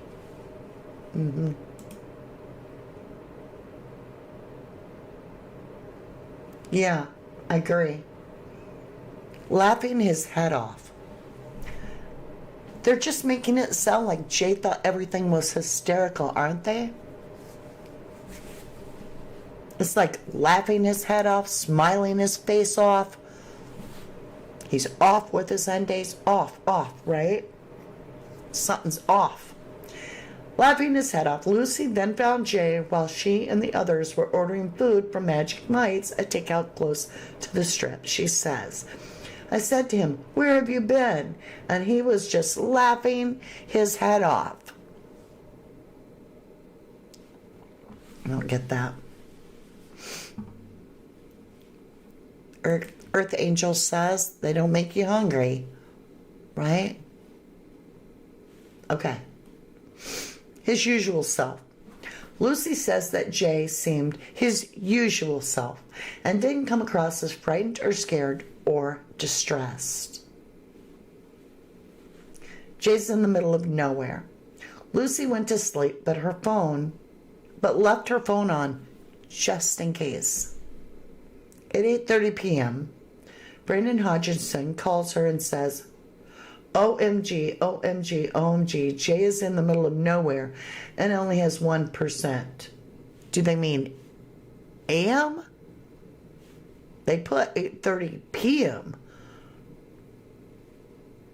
I'm sure that that's something from the article, because this is the Manchester Evening News. I think they got that wrong. It's 8:30 a.m. Initially, Lucy thought Brandon was joking, but then she could tell in his voice that he wasn't joking. Lucy then tries to call Jay. The call connects before it is then cut off when Jay's phone battery died. Lucy said to Jay, go back to wherever the F you have just come from before it gets boiling. There is literally nothing but mountains. On the call, which lasted just 2 minutes and 10 seconds, Jay told Lucy, I'm in the middle of nowhere. Lucy asked Jay to try and describe what it could see, but Jay said there is literally nothing but mountains. This is when Lucy says she started to panic. She says, he asked me if cactuses are poisonous, and I said, a cactus is the least of your problems. Go back to where you have just come from. I can't go back there. During the call, Jay also told Lucy, I can't go back there. I can't go back there. But Lucy says she didn't get a sense that something bad had happened at the Airbnb. I also feel like if something had gone on in terms of conflict, I feel like he probably would have said, she adds. Lucy is asked why she said to Jay, go back before it gets boiling. She explained, obviously, it was June in Tenerife. At 8 a.m., it's not too hot. But as soon as it hits like 10 a.m., it's going to get very hot. So I was thinking, if he says he needs a drink and then he needs to go back, get a drink, and charge his phone, so he's in a better position. We're now coming to the end of Lucy's evidence. Next up will be Nick Spencer, a digital analysis from Lancashire Constable, who will give evidence about the link between the phone's battery life and phone calls. All right. Lucy is being asked about the watch, which Jay told others he had stolen. Lucy confirms that she knew nothing about any watch on that night. Jay did not say anything about a watch to her at any point, and she did not see a Snapchat about a watch. So she backs Ayub up. How interesting, right? Lucy adds, the word over in Tenerife was that the watch had been stolen, but I thought it was just one of those things. I honestly don't know what to believe. There were so many theories being thrown around. So she knew nothing about a watch. She knew nothing about any watch on the night. Yeah, the word over in Tenerife was that a watch had been stolen. The evidence of Lucy Law has concluded. Where are Stephen Rokas and Brandon Hodgkinson? Let's get up here, see how you're doing. Irene says, glad she's okay now. You almost have got right. Oh, I'm not sure. I missed something. Dark Angels, I have to head off. Well, I hope that you have a good evening. Hope that you have sweet dreams, lovely. Maybe we'll get justice tomorrow. Red Sauce says she was thinking, had she been thinking, she'd have went and got him and gave this GC his pinned location. I agree. Sean says he seemed like half-intelligent guy. I find it hard to see him as a cackling idiot. He is pissed up and not too bad what it is then. I'm not sure.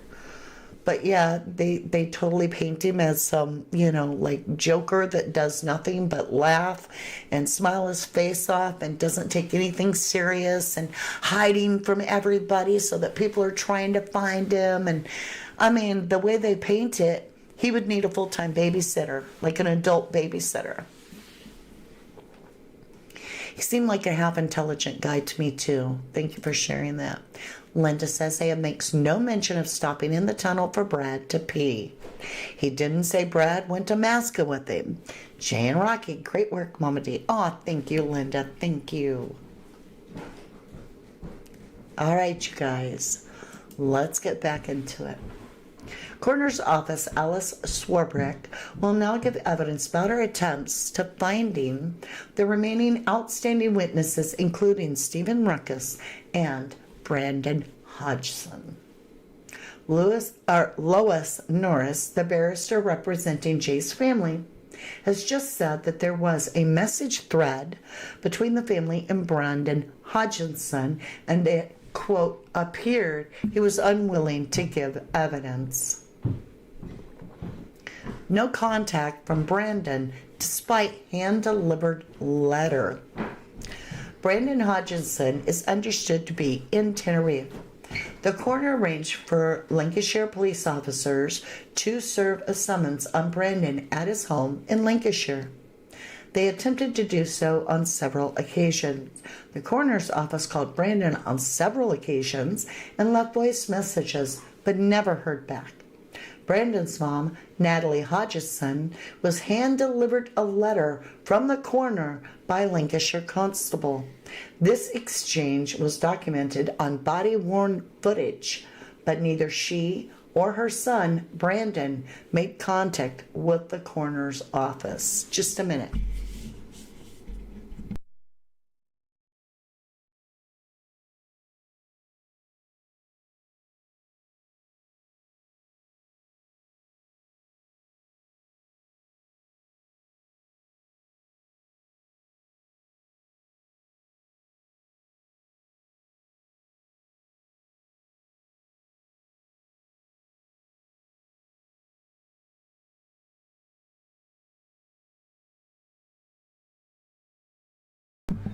All right. Jay was out of his mind. We're hearing the statement Brandon gave to Spanish police via a video call from Jay's disappearance. Brandon told police that Jay called him when he was trying to walk home after leaving the Airbnb. Jay didn't seem frightened and was laughing and joking. Brandon added that he thought Jay was out of his mind. I'm just like, every one of them are like, Jay was laughing and joking. Right? No mention of the poster description being different. True. Hey, Liam. Well, Natalie, your son always... Oh.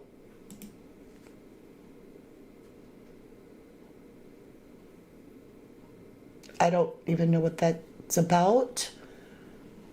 Be careful that you're not being rude. I don't know who... Oh, you're talking about Brandon. I thought you were talking to somebody in chat, and I'm like, oh, that's so mean. I totally get it. I totally get what you're saying.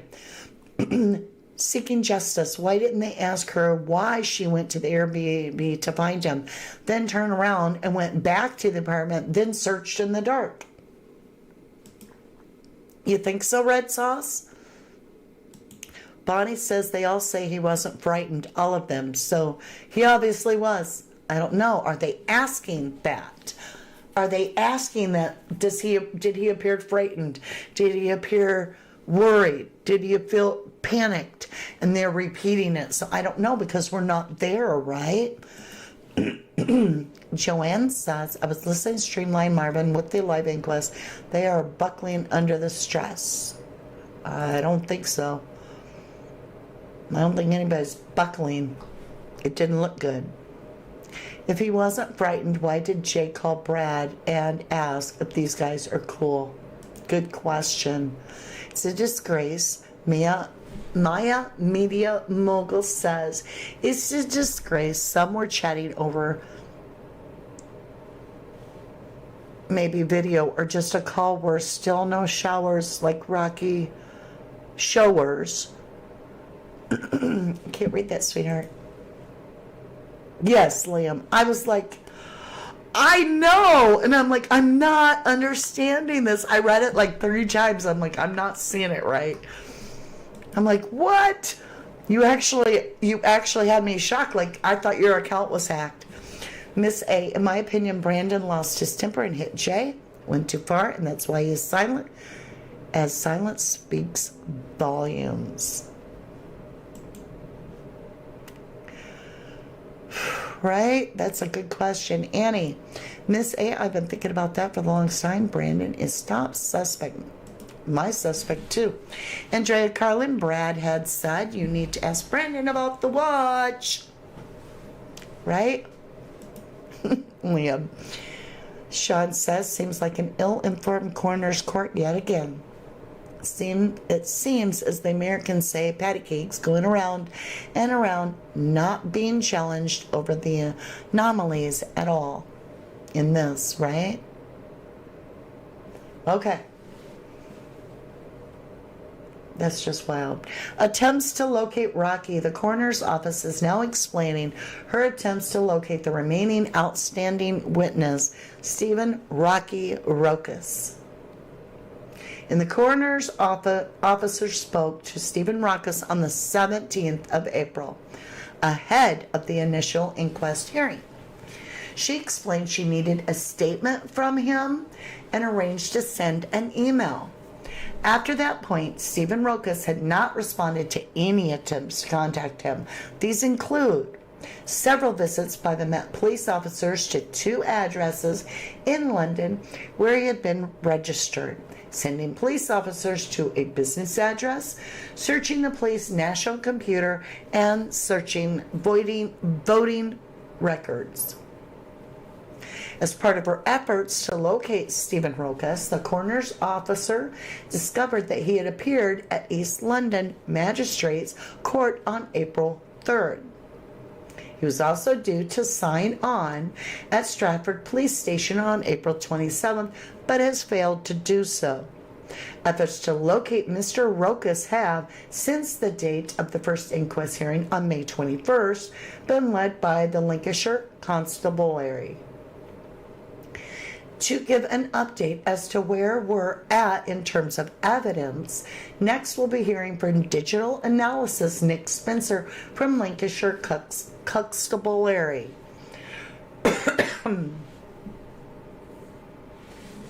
Initially, his evidence was said to be connected to how phone calls impact on battery life, but just before the break we heard he will be talking about the force's attempt to locate Stephen Ruckus. After Detective Sergeant Spencer has given us evidence that will conclude all the witnesses we are due to hear from, the coroner, Dr. James Adderley, has indicated that he will give his summoning up tomorrow, Friday, followed by his conclusion. He says it will be a short-formed conclusion. Court shown video recorded on Jay's phone the morning of disappearance. We are now being played a video Jay filmed on his phone at 7:21 a.m. on Monday, June 17th, the morning he disappeared. The message shows a red orangey flowery blanket which Ayub Qassim has given to Jay so that he could go to sleep. In the video, Jay can be seen holding a cigarette and then filming briefly outside the Airbnb. Can he now? Because I didn't see Jay, did you? Mountain rescue teams told Jay was afraid of dying. But yeah, he wasn't panicked. He wasn't scared. No. Okay. A report from Spanish authority reveals that Jay was reported missing at 9 a.m. on Monday, June 17th. 9 a.m. I don't think so. Mountain rescue teams were made aware of his disappearance at 8 p.m. that night. They said that the information they were given was that, quote, when looking for the bus stop, he had a fall. Oh my God. They were also told that he was afraid of dying and that his phone had no battery. Court shown distance Jay traveled. The mountain rescue team said they located Jay's body in the Juan Lopez ravine on July 15th. The court is being shown a series of maps to indicate the distance from the Airbnb in Masca to the ravine. Jay's body was found in a dry water course. About 8 meters above that, Jay was found with his head facing down the slope. So his head is facing down the slope. Approximately 20 meters above that was an Armani bag with Jay's phone and various gas canisters inside. Factors which contributed to Jay's death. The mountain rescue group said Jay's lack of experience in mountain regions, recklessness, lack of fitness or self-control, and lack of equipment all played a part in his death. The weather and loose falling rocks could have been factors. The mountain rescue teams could not explain why he chose to go down into the ravine. Jay was unfamiliar with the area, and the direction he was headed in could have given the impression that there was a settlement. The ravine features sheer, high cliffs and dense undergrowth.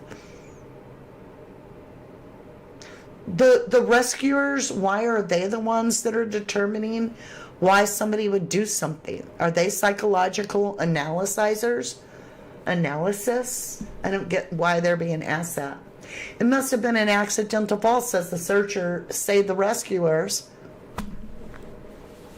As they've been on the move since the previous day with no rest, his faculties will have been greatly reduced. The area is very rough, unstable with steep slope, and it would be easy to slip on the rocks and fall into the void.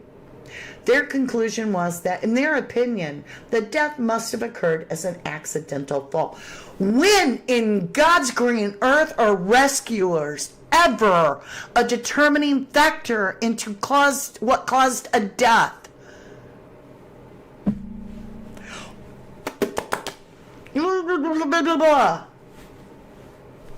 Their conclusion was, who gives a flying flag? They're not. Okay, I'm just take it down a notch. Just what? The fact the bag was 15-20 meters above him indicates he was walking at that location when he fell.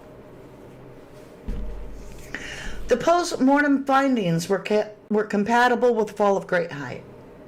A fall from height. Not great, just height. The only other plausible explanation is that he thought there was a beach or settlement at the end of the ravine where he could have sought help. Parents tribute to their late son. Jay's parents are both wearing blue heart-shaped pin badges with the J in the middle. Now, DS Nick Spencer gives evidence, and this is just off the chart ridiculous. We're now hearing from DS Nick Spencer from Lancashire. I can't even say it. Constabulary. He's in charge of the Digital Investigation Unit. DS Spencer's unit is involved in tracking people through social media.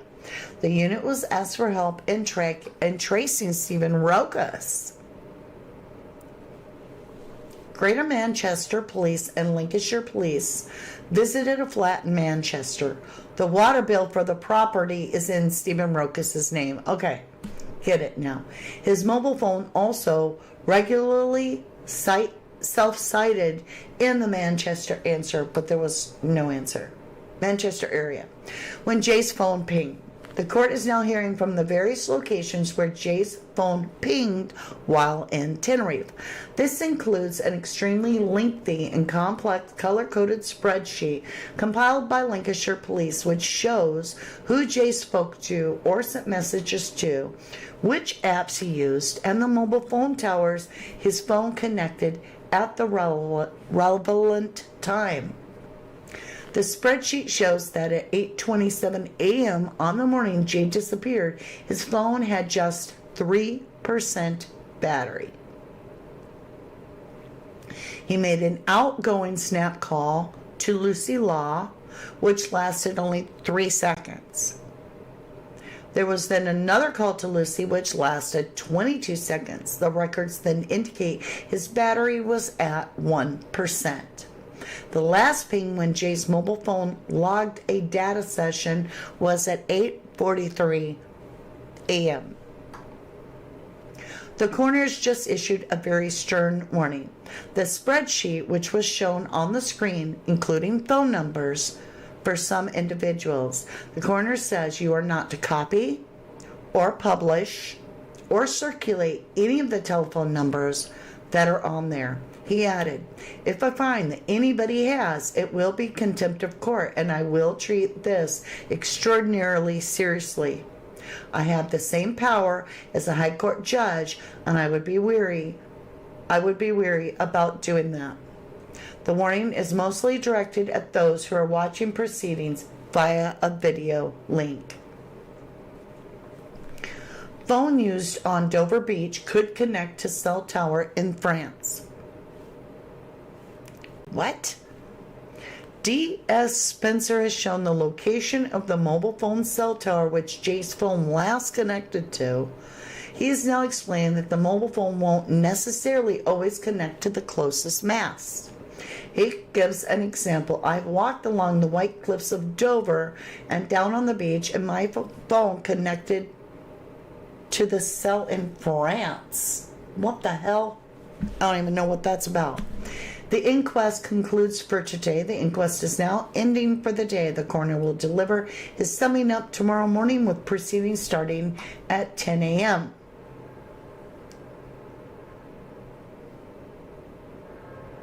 Okay. So, here comes that truth train, right? Wow. That's just wild. The rescue team is being asked to give their conclusions on a death. That doesn't happen in America. That don't happen. Because our rescue teams they're not going to do any investigation into the crime, and so they don't give their opinion of how it happened. Their only job in America is to find the victim. Right?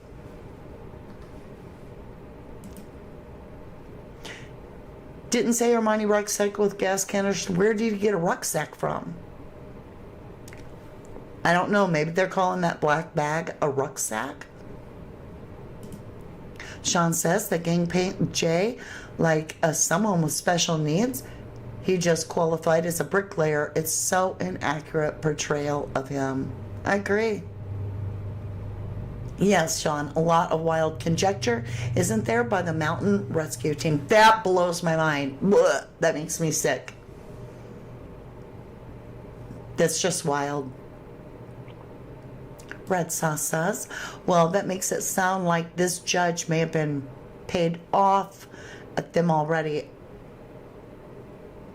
I hope so. I'm not sure I understand that statement, lovely. Michelle, he will treat that serious, but not the evidence, in your opinion. Thank you for saying in your opinion. Hi, Kelly Fields. I'm sure when Warren and Rach was searching just after the PG tip hot, Warren said that must have been the bag ping before it was discarded, yet bag is above J. Wow. Right. Well, that leaves so many questions. Charlie Morton says, so the rescuers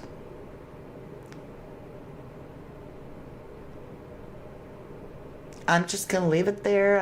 I'm not even showing you chat, am I? Okay. Well, if he is taken seriously about sharing numbers, just wish he showed that much interest in getting the truth. Justice for Jay and his family. I hope he does. I hope he does. You have found out New Jay.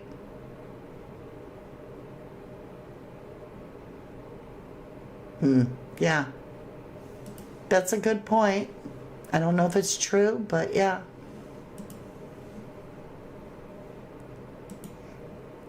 Roanna Pipe says, so much from the South Coast cliffs due balancing the mobile signal over to France, that is unlikely in Tenerife.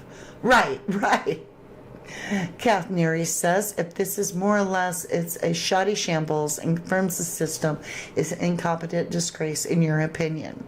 What nonsense. I praise these statements are scrutinized and justice is given. Thank you, Kathy. I pray with you for justice. Said about empty gas canisters, I thought it said bag, but you could be right with rucksack. Yeah, it says rucksack. Why the L weren't numbers part blurred out? That's outrageous. Oh, I don't know. It's interesting. It's all interesting. Aw, Annie. Thank you, love, for the snooper chat. Thank you, sweetheart.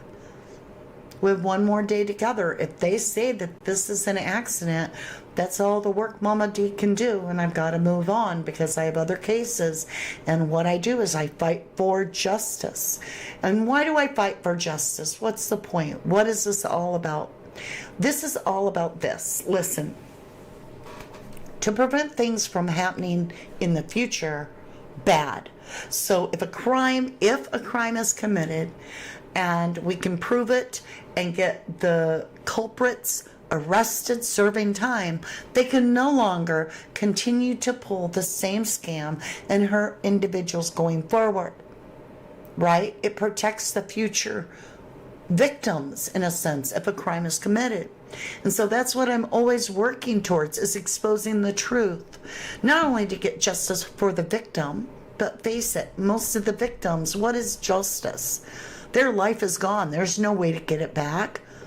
Punishment of the individuals, they only seem to get a little bit of punishment. So even though I'm fighting for justice for the victim, I'm also fighting hard to prevent a reoccurrence. So you have a victim that doesn't get justice, the bad guys get away, now they're going to do it again to somebody else. So I'm always fighting to prevent it from going any further, right? To protect the future, to expose the lies and It's disheartening when we get to this level and we're still hearing the stories change right there in front of your eyes. Now we're on a chicken burger, not a kebab. Now this, that, whatever. It's all just lies, or it doesn't keep changing. Yes, Cornish true crime. All right, you guys. Mama D's got to get off here. I've enjoyed time with you so much. But this is just, there's so much here. And I have to do another live, which is going to be tomorrow in the morning. Well, it'll be 2 o'clock for me on Lily and Jack Sullivan. I might do it tonight, later. Not quite sure. I want to get out on it. I've got some information to share, so on Lily and Jack Sullivan. So I might come back on tonight. Yeah, I'll probably come back on tonight. You may not be awake. Maybe I'll come back on tomorrow. I don't know what I'm doing. I'm so confused. Do I fear there's foul play? In my humble opinion, 1000% yes. That's my humble opinion. Hey, lava boy. Littered with holes. No to show, says guilty. It's a bad idea. Sarah Scary Forest. Hello, everybody. How did Lucy get on today? I missed the part with her. Brendan attending tomorrow. No. We got nothing. Lucy just phoned in. Don't even get to see her, they said. I'll come back on tomorrow. That'll be our last video, if they call this an accident, on Jay Slater. Because whatever the courts say, that's where, if they say, this was an accident, there's no more justice for me to fight for. And so I will move on. If they say that this was absolutely something that they want to look into, we'll continue, right? Huzzoo. Yeah. I hope not. I hope not. Yes, goodbye to you all. I pray for justice. I pray for the questions and the answers for Jay Slater's family to be exposed, the truth to come out. I pray for justice for Jay Slater from the bottom of my heart. I do. In Jesus' name I pray. Amen. I love you guys. All right, guys. Thank you so much for being with me. Thank you for the support of the channel. Before you leave, make sure and hit the like button. That's all I ask. Love you guys. Bye for now.